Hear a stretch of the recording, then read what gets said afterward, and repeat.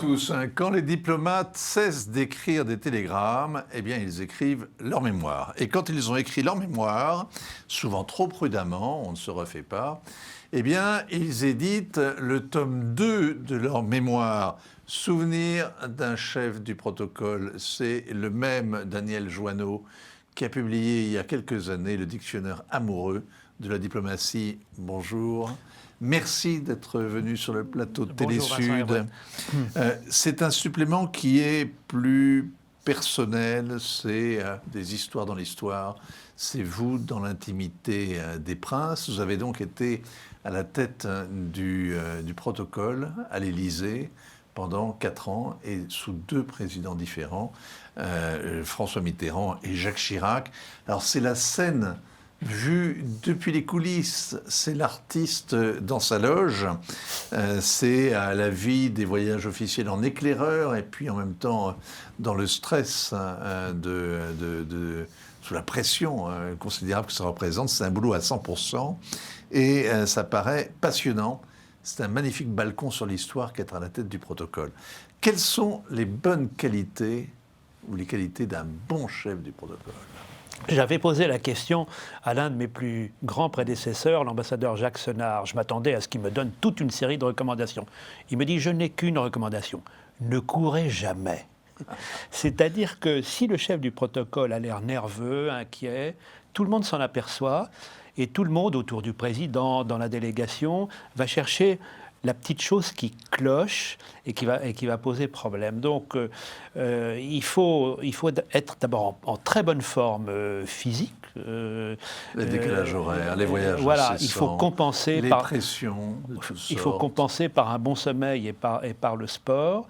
Et puis, effectivement, garder son calme en toutes circonstances, alors que on est environné de gens qui sont fébriles, qui sont souvent stressés, qui sont inquiets, et vous passez une bonne partie de votre temps... Et qui sont inquiets à juste titre, hein, parce que toutes sortes d'anicroches peuvent survenir dans le déroulé d'un voyage officiel. Et donc il faut être prêt avec l'équipe, parce que le protocole, c'est une équipe, c'est un chef du protocole et une dizaine de personnes autour de lui qui sont des spécialistes des différents métiers, presse, communication, police, gendarmerie, santé. Il est une sorte de chef d'orchestre, comme s'il dirigeait une petite formation de chambre dont chaque... Vous avez beaucoup de gens sous vos ordres. Alors vous après, êtes logé... Alors, vous expliquez que vous êtes logé au Quai d'Orsay, au-dessus de l'entrée. Bon, mais vous avez une centaine de fonctionnaires sous votre autorité. Mais font partie des 100 tous ceux qui ont la responsabilité des relations avec les ambassades étrangères à Paris et toutes les questions de privilèges et d'immunité. Mais pour la préparation des visites officielles, dans les 2 sens, l'équipe est beaucoup plus restreinte. Et elle est très interministérielle et très multidisciplinaire. Tout voir et ne rien dire, tout savoir et se faire oublier. Alors, on va... en plus, vous avez un double stress, parce que vous êtes à la fois donc diplomate au Quai d'Orsay, détaché donc auprès du président de la République, mais aussi auprès du Premier ministre. Voilà.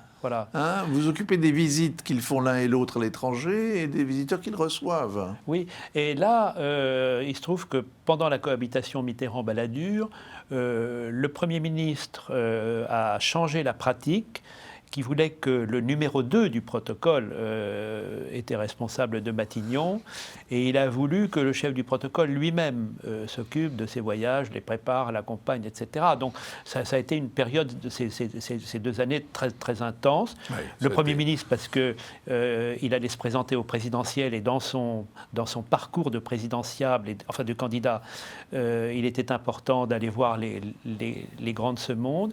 Et le président Mitterrand, parce que malgré la maladie, il a continué à voyager jusqu'à l'extrême fin de son mandat. Et donc, ça a été pour moi-même et pour mon équipe une période très, très intense, mais très passionnante. Alors, en fait, c'est un véritable parcours du combattant et ça ne s'arrête jamais. Vous avez une bonne définition du délassement d'un chef du protocole. C'est, j'appelle délassement, l'intervalle de temps qui me sépare d'un nouvel embêtement. Oui, c'est Jacques Dumaine, qui était le chef du protocole de la 4e République, qui est resté avec Auriol et Coty très, très longtemps. Oui, oui. Auparavant, on appelait ça le maréchal de la cour.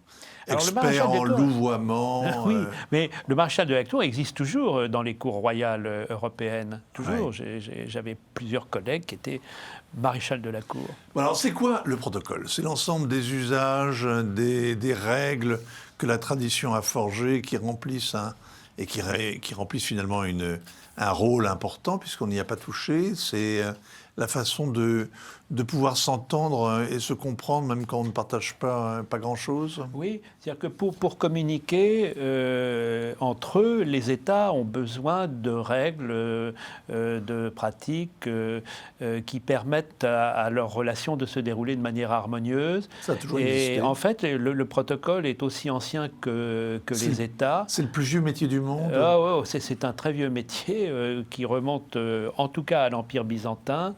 Il y avait un protocole du temps du roi Hérode. Probablement. Oui. Alors, est-ce qu'il l'avait écrit? Ça, je ne sais pas. Mais ensuite, déjà au Moyen Âge, le roi de France avait fait codifier un certain nombre de pratiques protocolaires.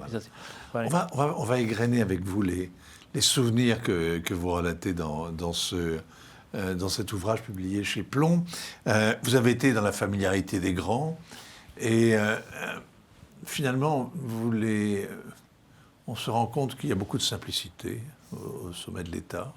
Hein, souvent, vous êtes assez impressionné vous êtes impressionné par le courage physique de François Mitterrand et sa hauteur de vue. Il parlait de sa maladie autour de lui. Il avait besoin de s'exprimer. Oui. Et il est courageux. Ah oui, il a été très, très, très courageux. Et il avait une spectaculaire capacité de rebond, de rétablissement à certaines il s'effondre, mais une demi-heure après, on l'a regonflé. Oui. Il avait des substances pour l'aider, sans doute. Hein? Oui, certainement, non, bien sûr. Un stress supplémentaire pour le chef du protocole. Mais, et en même temps, oui, mais la maladie du président Mitterrand était du domaine public, le monde entier savait qu'il était malade, et donc quand j'arrivais quelque part pour préparer sa visite, le chef du protocole du pays me mettait à l'aise et me disait, dis-nous ce qu'il faut faire pour que ce séjour ne soit pas trop fatigant pour le président Mitterrand. Je me souviens du chef du protocole de Yeltsin, qui m'a tout de suite dit j'ai vu ce matin Boris Yeltsin, il me demande de dire oui à tout ce que tu demanderas et qui permettra au président Mitterrand d'avoir un séjour à Moscou aussi peu fatigant que possible. Alors, je parlais de simplicité, l'extrême délicatesse de la famille impériale du Japon quand elle vient une classe folle. En voyage dans le sud de la France.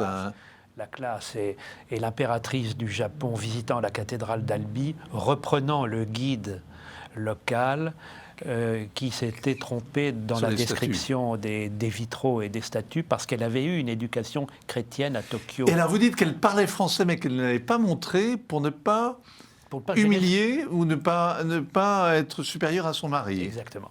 Ouais, exactement. Ah, quelle finesse. Alors, il y a le contraire, il y a ceux qui se poussent du col. À qui la palme? Écoutez... Vous ne savez pas. Non, ils sont tous à leur place. Bon, alors je vais vous aider.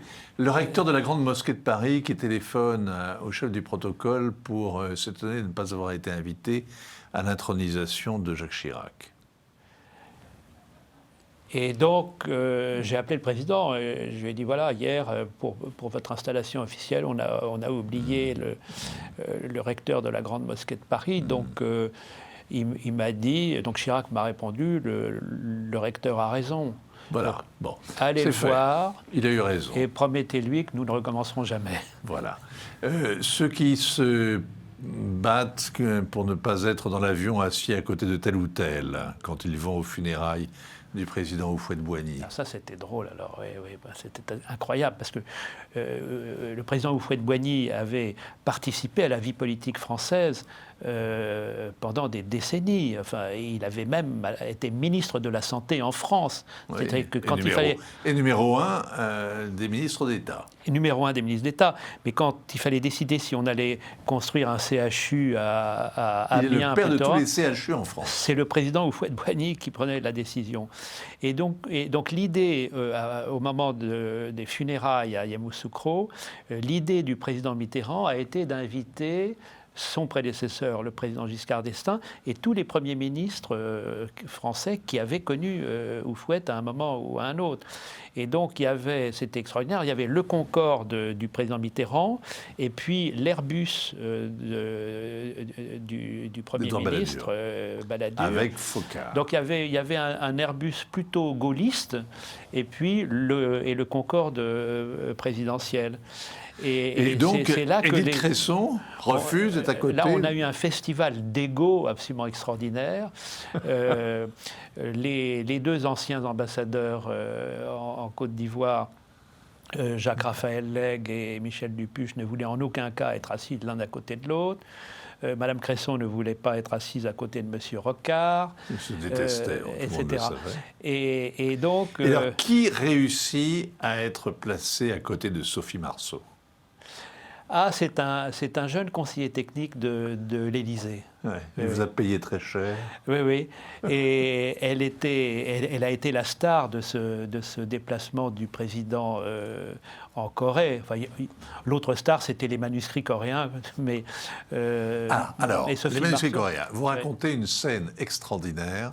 La colère de Juppé face aux deux conservatrices qui sont arrivées à Séoul en apportant un manuscrit dans sa boîte enfermée, sans savoir qu'il va être remis au mépris du droit français, du droit patrimonial, qui interdit normalement de céder quelque chose qui fait partie du bien des collections nationales. Oui, donc ce sont 297 manuscrits que la marine française avait pillés sous le Second Empire pour répondre à un massacre de missionnaires chrétiens coréens. Bon. Et donc, ils étaient à la Bibliothèque nationale. Les Coréens réclamaient ces manuscrits. Ce sont des manuscrits qui vraiment décrivaient les temples et les pratiques funéraires pendant des décennies et pendant des siècles. Et donc, c'était très important pour les Coréens à récupérer ces manuscrits qui faisaient partie de leur patrimoine national. Et donc c'est la première entorse. Mitterrand avait décidé qu'on en rendrait un. De manière symbolique, mais l'instruction du président a été un peu déformée, et ce que les conservatrices ont compris, c'est qu'elles emmèneraient un manuscrit, un seul, pour le montrer à Séoul, et le soir même, elle reprendrait l'avion pour le ramener à Paris. Parce qu'il est interdit de céder un bien. Oui, c'est le caractère inaliénable. Oui, oui. C'est inaliénable, oui. Voilà le mot juste. Oui. Et donc, quand elles arrivent à Séoul, on leur dit, mais il faut le rendre, il faut le donner. Oui, parce que c'est le fait du roi, c'est le fait du prince. Surtout, si on ne restituait pas les manuscrits en commençant par un premier exemplaire, on ne pouvait pas décrocher le contrat du TGV. Un manuscrit pour un TGV, il n'y a pas eu 296. Et Mme Cresson, TGV. dans l'avion, disait « Les Coréens, je les connais, il faut être très ferme avec eux. Un manuscrit, un TGV. » Oui, on n'a pas eu 296 TGV. Mais on a eu les TGV. Bon, et donc Juppé est fou furieux que ces deux fonctionnaires fassent en appel à la loi et respectent leurs fonctions. Et donc, une fois arrivées à Séoul, elles comprennent qu'elles ont été flouées, en fait, et elles refusent d'exécuter l'ordre du ministre des Affaires étrangères, Alain Juppé. Et elles demandent à parler au téléphone à leur ministre Jacques Toubon, qui est à Paris. Et effectivement, il y a une conversation téléphonique dramatique. Et moi, j'assistais à une collision entre deux logiques aussi respectables l'une que l'autre. Celle des conservatrices, qui est que tout ce qui est dans le patrimoine français est inaliénable. Et puis la raison d'État, qui faisait que pour créer des emplois à Belfort, il fallait vendre le TGV, qu'on avait là un marché à conquérir. Deux raisons d'État qui s'opposent, et un ministre qu'on réveille en pleine nuit à Paris, qui intime à ses fonctionnaires l'ordre de céder. Et l'une des deux fond en larmes au téléphone. Et les deux sont en larmes. Bon. Ne jamais faire confiance aux intermédiaires. Alors, elle me donne la mallette, mais elle garde la clé. Donc Exprès quand j'apporte la mallette au président Mitterrand, on s'aperçoit qu'on ne peut pas l'ouvrir, donc on a forcé la serrure. Ouais, heureusement qu'il y avait des gens du GIGN sur place. Et le président me dit... Pour faire ce genre de fric-frac, il faut des gendarmes. Vous n'avez pas trouvé de souris dans la mallette par hasard? Ne jamais faire confiance aux intermédiaires. Le voyage saoudien d'Édouard Balladur a été un désastre. C'est-à-dire que ce voyage a été organisé sur de mauvaises bases. On pensait décrocher de très très gros contrats militaires. Et en réalité, ça n'était pas mûr du tout. Et donc, on est revenu bredouille. Comment on a enterré le franc CFA à l'occasion des obsèques du président Houphouët-Boigny qui avait fait venir à Yamoussoukro plusieurs chefs d'État africains de la région et qui ont été mis ainsi devant le fait accompli? Alors, à la sortie de la basilique de Yamoussoukro, il y a eu un sommet CFA, effectivement, présidé par le président Mitterrand et en présence de M. Balladur. Et c'est là que on a annoncé qu'on allait dévaluer et qu'on a essayé d'aider les différents chefs d'État à faire de la pédagogie autour de cette réforme qui suscitait une grande appréhension dans les pays francophones. Et qui a été le début d'un décrochage aussi. En réalité, c'est une date marquante. Dans l'histoire de la France-Afrique, il y a un moment, il y a avant, il y a après. Est-ce que, pardonnez-moi, mais je réalise à l'instant, donc il y avait le Concorde avec les invités du président Mitterrand, il y avait un Airbus avec Édouard Balladur, Jacques Foccart, Michel Roussin et donc la droite à l'époque. Où était Jacques Chirac? Il était avec M. Balladur. Et il s'entendait encore à l'époque. Oui, d'accord. Voilà. Alors, la discrétion... Il y avait M. Mesmer, M. Foccart, ils étaient dans le deuxième avion. Et alors, il y a quelqu'un qui a été pour moi un collègue formidable, c'est Georges Wegnien, que tous les Ivoiriens connaissent, et que au-delà de la Côte d'Ivoire, qui a été à un moment donné, il était le doyen des chefs du protocole de la planète. Parce que c'est un métier où on dure. C'est ça qui m'étonne que vous ayez tenu que 4 ans, parce que vous rendez un hommage très fort à votre collègue, non pas ivoirien, mais sénégalais. Ah oui, Bruno Diatta. Bruno Diatta. Ah, formidable. Et alors, vous dites, dont tous les présidents sénégalais, finalement, ont eu du mal à se passer. Chaque fois qu'il y a un nouveau président au Sénégal, Bruno Diatta dit depuis ça fait 10 ans que je suis là, ça fait 15 ans que je suis là, il faut que je parte. Et alors, pour le retenir, le président Macky Sall lui a dit je vous demande de rester directeur du protocole d'État et je vous nomme ministre, membre du gouvernement. Et alors, mais je trouve que le président Macky Sall a fait encore mieux. Il a fait quelque chose d'absolument inouï que vous racontez, c'est que Bruno Diatta, donc chef du protocole, l'accompagne un jour à l'aéroport pour qu'il parte en voyage. L'avion décolle. Il allait à Bamako pour la prise de fonction du président Ibeka. Oui. Et l'avion décolle, et Bruno Diatta est foudroyé. S'effondre sur le tarmac. Il meurt. Devant tout le gouvernement. Et il meurt. Il meurt dans l'ambulance. Et alors ? Et alors, deuil national, hommage national. Et surtout, le président, vous avez oublié, il a oublié ce qu'il a écrit dans son livre. On baptise du nom de Bruno Diatta la salle du Conseil des ministres. Mais surtout, le président Macky Sall revient. Il fait demi-tour. Il leur ordonne de faire demi-tour à l'avion. Il fait demi-tour. Et il vient se poser, il vient se reposer donc à Dakar pour saluer la dépouille donc de... C'est extraordinaire. La longévité de Bruno Diatta, donc les deux personnalités, Georges Wegnien et Bruno Diatta, étaient très très différentes. Mais la longévité, dans les deux cas, la longévité s'explique par un savoir-faire et une autorité naturelle. C'est deux Africains, oui. Et dans le cas de Bruno Diatta, une discrétion, le silence, pour arriver à savoir ce que Bruno Diatta pensait de tel ou tel, il fallait se lever vraiment très Oui, mais tôt. justement, est-ce que Oui. vous ne surestimez pas la discrétion, qui est une qualité immense pour un chef du protocole, et même en général pour un diplomate, hein, même s'ils sont très bavards, il faut être discret, il faut savoir se taire.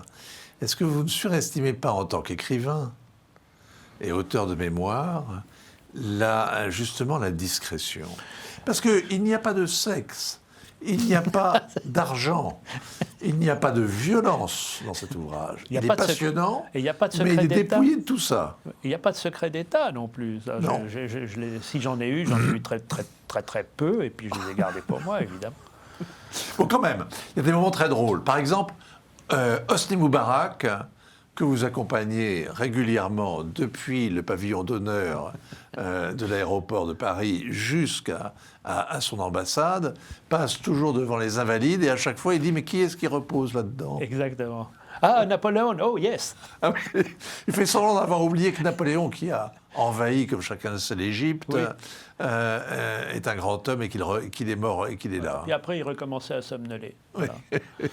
Ah, donc ça, c'est drôle. Vous racontez quand même des secrets, un secret. Moi, j'ai découvert un secret. J'ai découvert que Yasser Arafat avait été fait Grand Croix de la Légion d'honneur. C'est vrai que ça ne s'est pas su, ça. Oui. Et moi, j'étais de ce voyage. Oui. Nous Mais avions l'aide de camp- assisté à la fois à l'empoignade dans les rues de C'est Jérusalem ça. et le lendemain au triomphe de Chirac, Dr Chirac, dans les rues de Ramallah. C'est ça. Mais personne n'a su qu'il avait fait, au mépris, là encore, du droit, quand Oui, les parce présidents de la que République française Il y avait se pas d'État, permettent. à l'époque, il n'y avait pas d'État palestinien. Voilà. Donc il l'a fait Grand Croix. Il l'a fait Grand Il n'avait Croix. pas le droit. Et donc, Chirac avait demandé à son aide de camp d'avoir dans les voyages, dans sa mallette, en réserve pour le cas où, une Grand Croix de la Légion d'honneur. Donc, d'abord, à Tel Aviv, le président Chirac a élevé à la dignité de Grand Croix le président de l'État d'Israël. Et alors Chirac retire, il le faisait ça assez couramment. Enfin, il retirait son propre insigne de Grand Croix de sa veste et il l'accrochait Et donc, le lendemain, nous sommes à Ramallah et tout d'un coup, Chirac se dit au fond, pourquoi est-ce que je ne ferais pas la même chose avec Yasser Arafat? Mais comme c'était quand même un sujet sensible, du coup, ça s'est fait en catimini dans le bureau. Et il n'y a pas eu de... Personne ne l'a su. Et personne ne l'a su. Quelle duplicité quand même. Parfois c'est très direct aussi, vous racontez le commentaire du pape François sur le protocole. Hein, le pape François qui dit que la différence entre le protocole et la dictature, c'est que la dictature, on peut la renverser par une révolution. Alors personne ne peut se libérer finalement. Tout le monde est prisonnier du protocole. Oui, alors en plus, le protocole pontifical est absolument intangible. Enfin, Le gilet noir pour les hommes. c'est magnifique. La mantille pour les dames. C'est somptueux. Parce que les lieux sont somptueux. Une profusion de tableaux de maîtres anciens dans ces salons. On sait ce que c'est que oui. On sait l'importance de la symbolique et du rituel. Oui. On connaît le rituel. À propos, vous relevez quand même que la République ne traite pas tout à fait pareil les chefs d'État et les monarques. Un monarque ne doit pas attendre son carrosse, sa voiture. Oui, en fait, nous prenons en considération uniquement la date de prise de fonction du roi ou de la reine ou du président, uniquement la date. C'est pour ça qu'au premier rang de la messe solennelle à la mémoire de François Mitterrand à Notre-Dame, il y avait Fidel Castro. Ce bon paroissien. Oui. Il y avait le président Eyadema, qui était ce jour-là le doyen des chefs d'État africains présents à Paris. Il y avait le prince Régnier. La reine Elisabeth n'avait pas pu venir, mais du coup, on avait mis aussi le prince Charles au premier rang. Mais du coup, il y avait tellement de chefs d'État que le nouveau roi des Belges, le roi Albert, qui avait succédé au roi Baudouin peu de temps avant, s'est retrouvé au 2e rang. Donc il faut qu'il y ait beaucoup de chefs d'État, de rois et de présidents pour qu'il y ait un 2e rang. Et quand je l'ai raccompagné à Villacoublay, la reine Paola, devant moi, a dit au roi Albert, Albert, le protocole français ne t'a pas bien traité parce que tu étais au 2e rang. Et devant moi, le roi a répondu à son épouse, le protocole français a eu tout à fait raison. Nous ne sommes pas en Belgique ici où les rois passent avant les présidents. J'étais un des plus jeunes chefs d'État invités.